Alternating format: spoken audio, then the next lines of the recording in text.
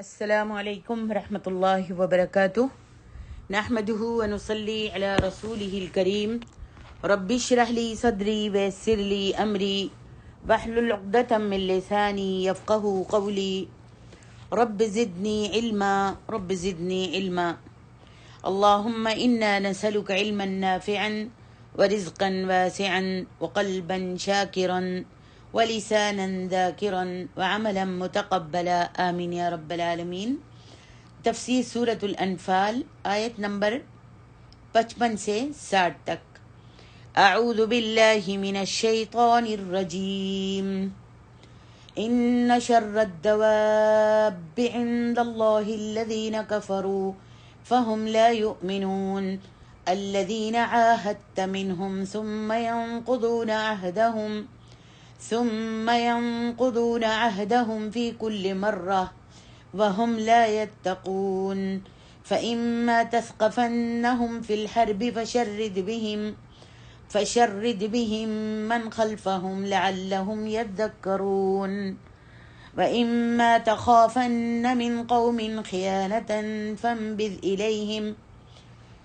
فانبذ إليهم على سواء ان اللہ لا يحب الخائنین ولا يحسبن الذين كفروا سبقوا انهم لا يعجزون واعدوا لهم ما استطعتم من قوة ومن رباط الخيل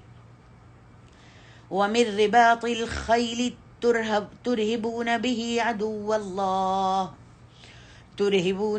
عدو الله وعدوكم وآخرين من دونهم لا تعلمونهم الله يعلمهم وما تنفقوا من شيء في سبيل الله يوفى إليكم وأنتم لا تظلمون۔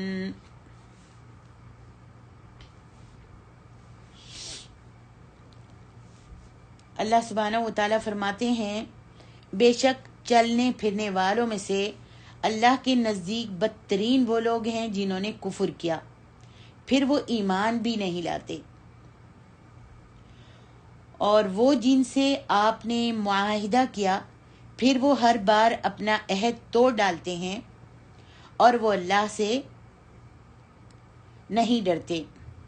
پھر اگر آپ ان کو لڑائی میں پائیں تو ان کے ساتھ لوگوں کو بھی بھگا دیں جو ان کے پیچھے چلتے ہیں، جو ان کے پیچھے ہوں، شاید کہ وہ نصیحت پکڑیں۔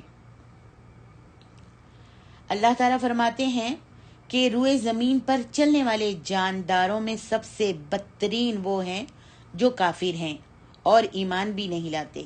وہ جب بھی عہد کرتے ہیں، وعدہ کرتے ہیں تو اس کو توڑ ڈالتے ہیں، خواہ قسمیں کھا کر کیسا ہی پختہ وعدہ کیوں نہ کریں، اس کو وہ پورا نہیں کرتے۔ وَهُمْ لَا يَتَّقُونَ، اور وہ عہد توڑنے سے بھی نہیں بچتے، یعنی گناہوں کا ارتکاب کرتے ہوئے اللہ تعالیٰ سے قطعاً نہیں ڈرتے۔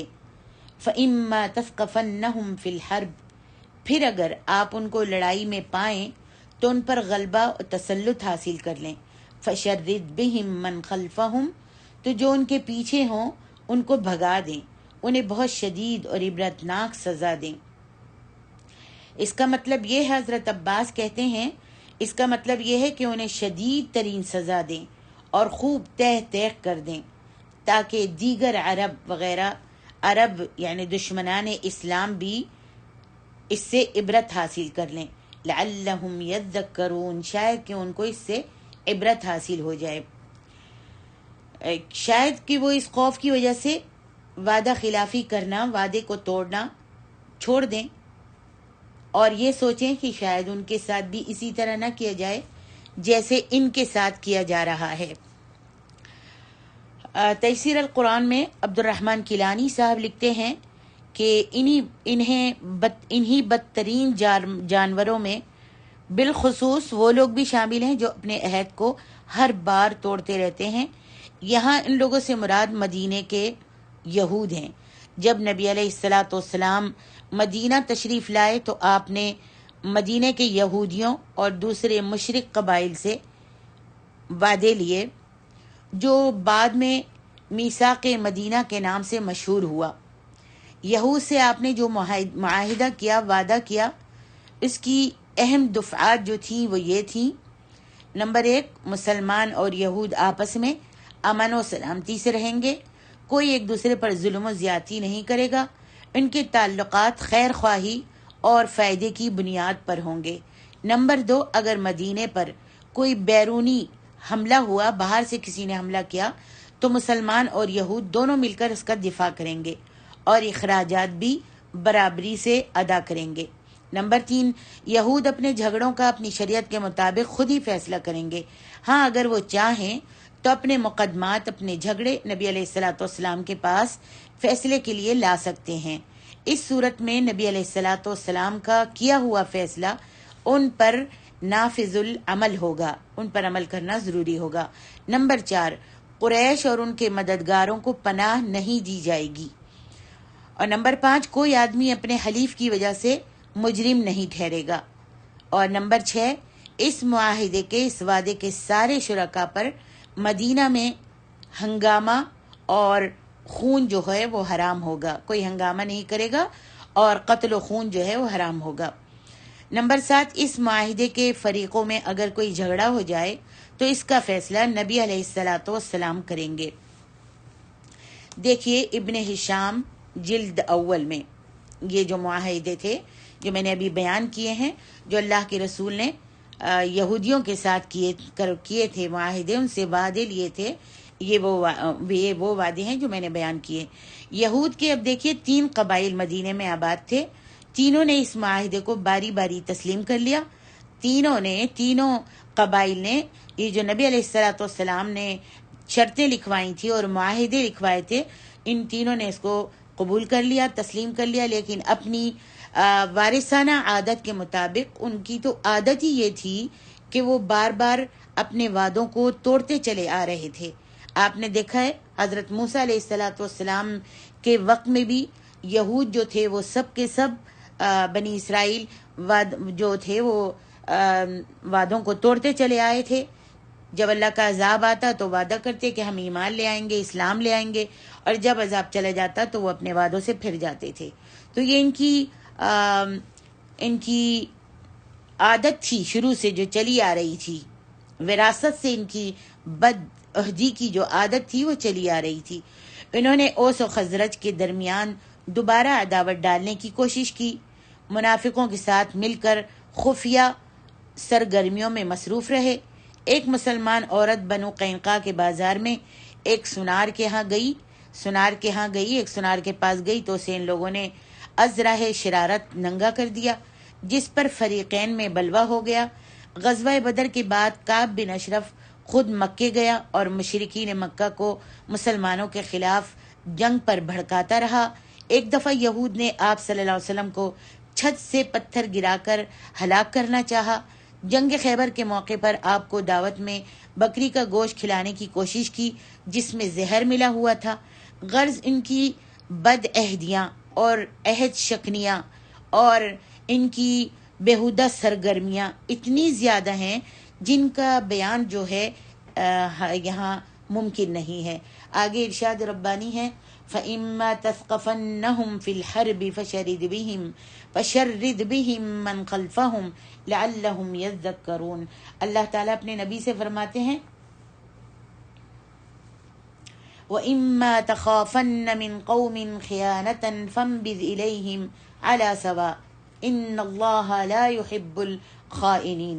فرماتے ہیں کہ فَإِمَّا تَثْقَفَنَّهُمْ، یہود جو تھے مسلمانوں سے معاہدہ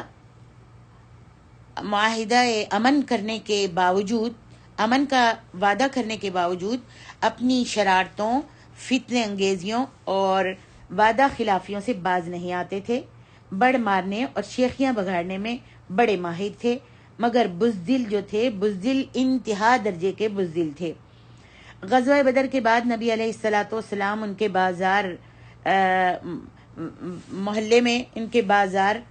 محلے میں بنو قینقاع میں تشریف لے گئے۔ ان کا بازار جو ان کے محلے میں واقع تھا اس میں بنو قینقاع میں تشریف لے گئے اور یہود کو جمع کر کے انہیں ان کی ایسی شر انگیز حرکتوں پر شرم دلائی اور فرمایا کہ ایسے کاموں سے باز آ جاؤ اور اسلام قبول کر لو تو تمہارے حق میں بہتر رہے گا، ورنہ تمہیں بھی ایسی ہی مار پڑے گی جیسی قریش مکہ کو پڑ چکی ہے۔ اس دعوت کا انہوں نے انتہائی توہین آمیز جواب دیا، بدتمیزی کے ساتھ توہین آمیز لہجے میں جواب دیا، اور کہنے لگے تمہارا سابقہ قریش کے اناڑی لوگوں سے پڑا تھا اور تم نے میدان مار لیا، یعنی جنگ بدر جو تھی وہ تم نے جیت لی، وہ سابقہ جو تھا قریش کے اناڑیوں سے پڑا تھا، ہم سے پالا پڑا تو آٹے دال کا بھاؤ معلوم ہو جائے گا۔ ان کا یہ جواب دراصل معاہدہ امن کو توڑنے اور اعلان جنگ کرنے کے مترادف تھا، تاہم نبی علیہ الصلوۃ والسلام نے بہت صبر سے کام لیا۔ پھر انہی دنوں یہودیوں نے انصار کی ایک عورت کو جب ننگا کر دیا، جس پر مسلمانوں اور بنو قینقاع میں بلوا ہو گیا، اب ان سے جنگ کرنے کے بغیر کوئی چارہ نہیں تھا۔ آپ لشکر لے کر ان کے ہاں پہنچے تو یہ جواں مردی کی ڈینگے مارنے لگے۔ ڈینگے مارنے والے اور قریش کو بزدلی کا طعنہ دینے والے یہود سامنے آنے کی جرت ہی نہیں کر سکے۔ جب نبی علیہ الصلوۃ والسلام لشکر لے کر ان کے پاس پہنچے تو یہ بہت زیادہ اپنی جوانی کی اور بہادری کی ڈینگے مارتے تھے اور قریش کو بزدلی کا طعنہ دیتے تھے، تو یہود کے سامنے آنے کی جرت ہی نہیں کر سکے اور فوراً اپنا قلعہ بند کر کے بیٹھ گئے۔ 15 دن تک قلعے میں محصور رہنے کے بعد ہتھیار ڈال دیے۔ نبی علیہ الصلوۃ والسلام نے انہیں قید کرنے کا حکم دے دیا۔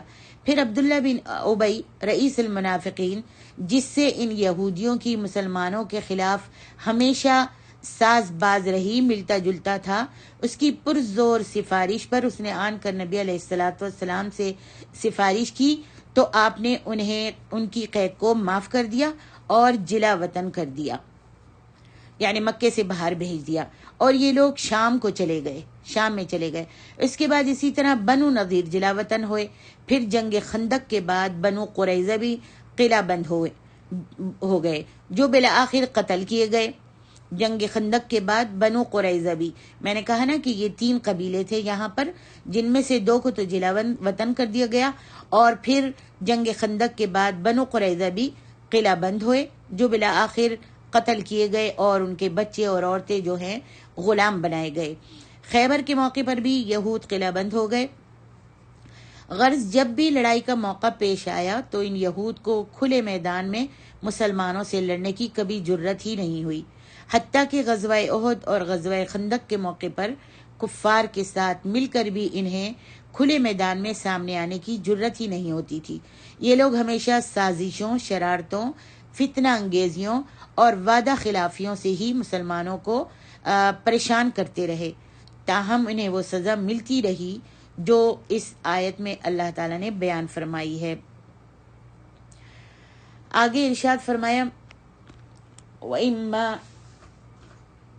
وَإِمَّا تَخَافَنَّ مِن قَوْمٍ خِيَانَةً فَانبِذْ إِلَيْهِمْ عَلَى سَوَاءٍ، اور اگر آپ کو کسی قوم سے خیانت، عہد شکنی کا خوف ہو، یعنی کسی ایسی قوم سے جن سے آپ نے عہد کیا ہو، یہ خوف ہو کہ وہ عہد شکنی کرے گی، فَانبِذْ إِلَيْهِمْ عَلَى سَوَاءٍ، تو ان کا عہد انہی کی طرف پھینک دیجئے اور برابر کا جواب دیجئے، یعنی انہیں معلوم کرا دیں کہ آپ نے بھی عہد کو توڑ دیا ہے، تاکہ آپ کو بھی اور ان کو بھی معلوم ہو جائے کہ آپ کی ان کے ساتھ اور ان کی آپ کے ساتھ جنگ ہے، اور اب آپ کے اور ان کے درمیان کوئی عہد و پیمان نہیں ہے، اور اب آپ اور وہ اس سلسلے میں برابر ہیں۔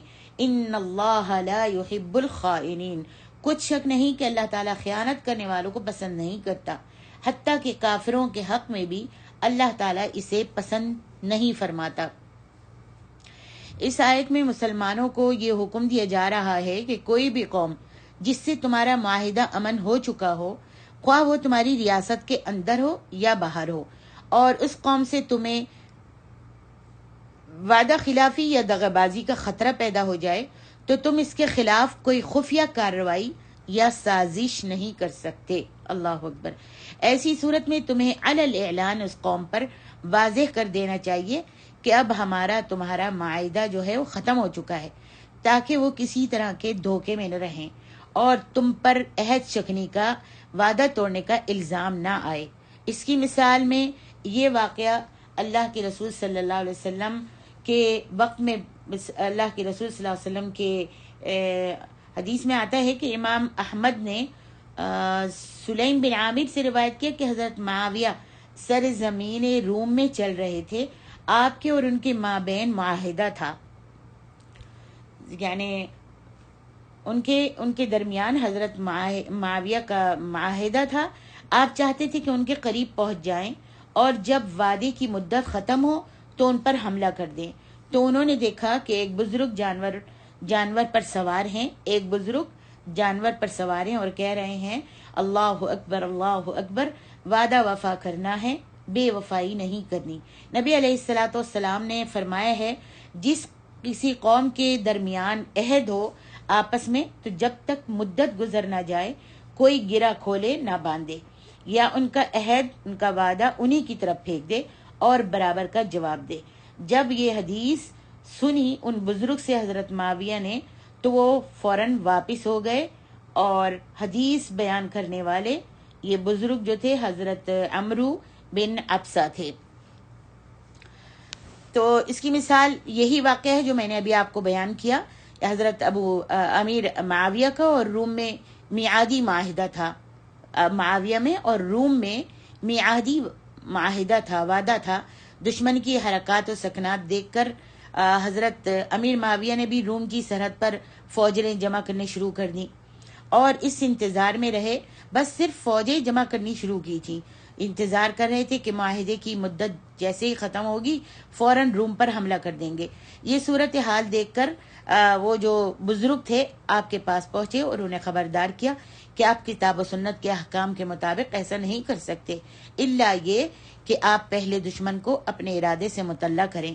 چنانچہ پھر کیا حضرت معاویہ نے فوراً ہی ان کا نبی علیہ الصلوۃ والسلام کا فرمان سن کر آپ نے فوراً ہی اپنی فوجیں جو تھیں جو وہ سرحد پر لا رہے تھے ان کو فوراً ہی آپ نے پیچھے ہٹا لیا. سبحان اللہ. البتہ اگر معاہدے کی خلاف ورزی فریق ثانی کی طرف سے ہو تو پھر ایسے اعلان کی ضرورت نہیں. فریق ثانی کی وعدہ خلافی کو ہی اعلان جنگ سمجھا جائے گا. اس کی مثال یہ واقعہ ہے کہ صلح حدیبیہ کی رو سے مسلمانوں اور کفار مکہ میں معاہدہ امن ہوا. صلح حدیبیہ کی رو سے مسلمانوں اور کفار مکہ میں امن کا وعدہ ہوا. بنو بکر مشرکین مکہ کے حلیف تھے اور بنو خزاعہ مسلمانوں کے. قریش مکہ نے بنو بکر کی حمایت کرتے ہوئے اعلانیہ بنو خزاعہ کی خوب پٹائی کی. بنو خزاعہ کے چند آدمی فریادی بن کر مدینہ پہنچے اور اس عہد کو توڑنے کا اعتراف قریش کو بھی تھا، کیونکہ اس کے بعد ابو سفیان تجدید عہد کے لیے مدینہ پہنچا، لیکن اس کی اس درخواست کو آپ صلی اللہ علیہ وسلم نے قبول نہیں کیا اور بالآخر قریش کی یہی وعدہ خلافی اور غداری مکے پر چڑھائی کا سبب بنی اور اس کی فتح کا سبب بنی. جب فتح مکہ ہوا اور نبی علیہ الصلوۃ والسلام نے مکہ کو فتح کر لیا. اللہ اکبر. فرمایا وَلَا يَحْسَبَنَّ الَّذِينَ كَفَرُوا سَبَقُوا إِنَّهُمْ لَا يُعْجِزُونَ. اللہ اکبر. کافروں کو یہ بات اچھی طرح ذہن نشین کر لینی چاہیے کہ ان کا جھوٹ، دغا، مکر، فریب، عیاری و مکاری اور ان کی سازشیں اسلام کا راستہ روکنے میں کبھی کامیاب نہیں ہو سکیں گی. اس آیت کے مخاطب بھی یہود مدینہ اور منافقین ہیں جو ہر وقت مسلمانوں کو زیر کرنے کی تدبیر سوچتے رہتے تھے اور وہ ایک دوسرے کے ہمراز بنے رہتے تھے. آگے ارشاد ربانی ہے وَأَعِدُّوا لَهُم مَّا اسْتَطَعْتُم مِّن قُوَّةٍ وَمِن رِّبَاطِ الْخَيْلِ. جہاں تک ہو سکے قوت تیر و شنگ سے، تیر و تلوار سے اور بندھے ہوئے گھوڑوں سے ان کے مقابلے کے لیے مستعد رہو. اللہ یہاں پر سبحانہ و تعالیٰ فرماتے ہیں. امام احمد نے عقبہ بن عامر رضی اللہ عنہ سے روایت کیا ہے کہ میں نے نبی صلی اللہ علیہ وسلم سے سنا آپ منبر پر فرما رہے تھے وَأَعِدُّوا لَهُم مَّا اسْتَطَعْتُم مِّن قُوَّةٍ أَلَا إِنَّ الْقُوَّةَ الرَّمْيُ أَلَا إِنَّ الْقُوَّةَ الرَّمْيِ أَلَا إِنَّ الْقُوَّةَ الرَّمْيِ. خبردار، قوت سے مراد تیر اندازی ہے. خبردار، قوت سے مراد تیر اندازی ہے. خبردار، قوت سے مراد تیر اندازی ہے. نبی علیہ الصلوۃ والسلام نے 3 مرتبہ فرمایا. یعنی مسلمانوں کو یہ ہدایت کی جا رہی ہے کہ عام حالات کے علاوہ کسی غدار معاہدے کے ہنگامی حملے کا مقابلہ کرنے کے لیے بھی ہر وقت جنگ کے لیے تیار رہنا چاہیے مسلمانوں کو، اور جہاں تک ممکن ہو جنگ کا اسلحہ مہیا رکھنا چاہیے. اس کا یہ فائدہ بھی ہوگا کہ تمہارے کھلے اور چھپے ہوئے دشمن سب تم سے مرعوب رہیں گے، اور اس غرض پر جتنا بھی تمہارا خرچ ہوگا سب فی سبیل اللہ شمار ہوگا، اور اس کا تمہیں اللہ سے پورا پورا اجر مل جائے گا. نبی علیہ الصلوۃ والسلام کے زمانے میں اسلحہ جنگ میں تیر، نیزے، تلوار اور جنگی گھوڑے ہوتے تھے، اور دفاعی سامان میں ڈھال، زرہ اور خود وغیرہ تھے. اور جنگی تربیت کے لحاظ سے پہلا نمبر تیر اندازی کا ہوتا تھا. مسلمانوں کی جنگی ترتیب اور سامان حرب کے استعمال اور فراہمی میں نبی علیہ الصلوۃ والسلام کی دلچسپیوں کا اندازہ اس حدیث سے ہوتا ہے. اس کے لیے کافی حدیثیں ہیں، میں یہاں پر صرف ایک ہی حدیث بیان کروں گی. عقبہ بن عامر رضی اللہ عنہ کہتے ہیں کہ آپ صلی اللہ علیہ وسلم نے برسر ممبر پر یہ آیت پڑھی. ممبر پر آپ نے یہ آیت پڑھی اور فرمایا کہ قوت سے مراد تیر چلانا ہے. آپ نے اسے 3 بار دہرایا اور فرمایا سن لو، اللہ تعالیٰ تمہیں زمین میں فتح دے گا اور محنت سے کفایت کرے گا، لہذا کوئی بھی تم میں سے اپنے تیروں سے کھیلنے میں سستی نہ کرے. یہاں پر گھوڑوں کی بھی بڑی تعریف کی گئی ہے، اور نبی علیہ الصلوۃ والسلام کے وقت میں تیر اندازی، تلوار اور گھوڑے ہی جنگوں میں استعمال ہوتے تھے اور ان کے یہی اسلحہ ہوتا تھا. مگر آج تیر و تلوار کا زمانہ نہیں ہے، بلکہ کلاشن اور میزائلوں اور بموں کا زمانہ ہے. لہذا آج مسلمانوں کو ان جدید آلات سے پوری طرح آگاہ اور ان کے استعمال کرنے کی تربیت ہونی چاہیے. آج مسلمان اس معاملے میں جتنی غفلت برت رہے ہیں، اسی نسبت سے دوسری قوموں کے محتاج ہو گئے ہیں اور ان کے سامنے ذلیل ہو رہے ہیں. آج مسلمانوں کی ایمانی حرارت جو ہے وہ سرد پڑ چکی ہے، ان کا اللہ پر توکل اٹھ گیا ہے.